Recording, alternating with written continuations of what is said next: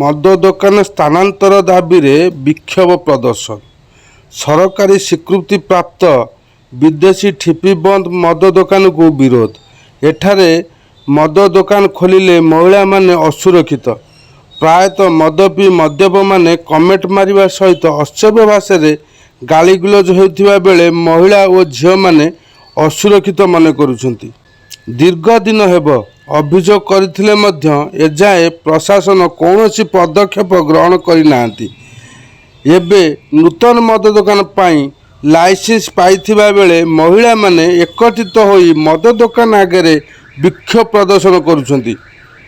ଏଠାରେ school, college, RI office, bank, ମନ୍ଦିର, ହାଟ ରହିଥିବା ବେଳେ ମହିଳାମାନେ ଯାଆସ କରିବାକୁ ଅସୁରକ୍ଷିତ ମନେ କରୁଛନ୍ତି।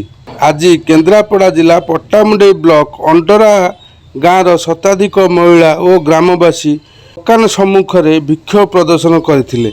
ପରିସ୍ଥିତି ଅଣାୟତ୍ତ ହେବା ଯୋଗୁଁ ଘଟଣାସ୍ଥଳରେ ପଟ୍ଟାମୁଣ୍ଡାଇ ପୋଲିସ ପହଞ୍ଚି ସମାଧାନ କରିବାକୁ ଚେଷ୍ଟା କରିଥିଲେ ମଧ୍ୟ ବିକ୍ଷୋଭକାରୀ କୌଣସି କଥା ଶୁଣିନଥିଲେ।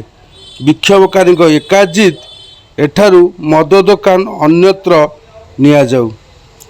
ଏବେ ଦେଖିବାକୁ ବାକି ରହିଲା କେବେ ଏଠାରୁ ମଦ ଦୋକାନ ଅନ୍ୟତ୍ର ଯାଉଛି।